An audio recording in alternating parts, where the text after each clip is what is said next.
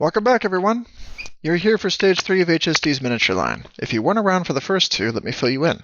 SVNT DRACONES is a tabletop role-playing game in a nearish future sci-fi environment. Most of the characters in the game are anthropomorphic, and the initial creation, Stage 1 of the HSD miniature line, provided a modular system for creating anthro characters through a company called Imagine 3D Minis, and it worked awesome. But the selection was small at first, so we needed a Stage 2. Stage 2 brought in all sorts of unique body types inherent to the game, like tars and laterals and new species and a bunch of new arms and heads. It was built to really flesh out the line. When Stage 2 finished up, you could use the Imagine 3D Visor interface to build bipeds, quadrupeds, like 10 different species, heavy armor, light armor, you name it. It was pretty neat. And then Imagine 3D went out of business, which, as you can imagine, was a bit of a blow to the HSD Mini line. Thankfully, the actual 3D models for the minis were recovered, and with a bit of work, they were reformatted to be saleable on Shapeways directly.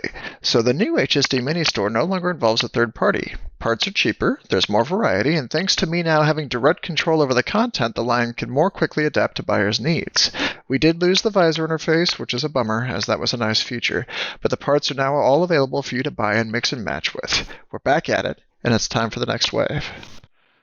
Stage 3 introduces a whole host of franchise-specific material. Rather than the generic anthro-related characters we've had so far, this brings in exonymphs, katsune, massive active armor suits, living armor suits, some cool new armor options, and a big long list of stretch goal character pairs that are not only great from a collector's standpoint, they also have their own cool additions to the figure line. So if you're an HSD player, a fan of the franchise, a mini painter, or just a fan of cool things at the 28 to 30mm scale, this one is for you.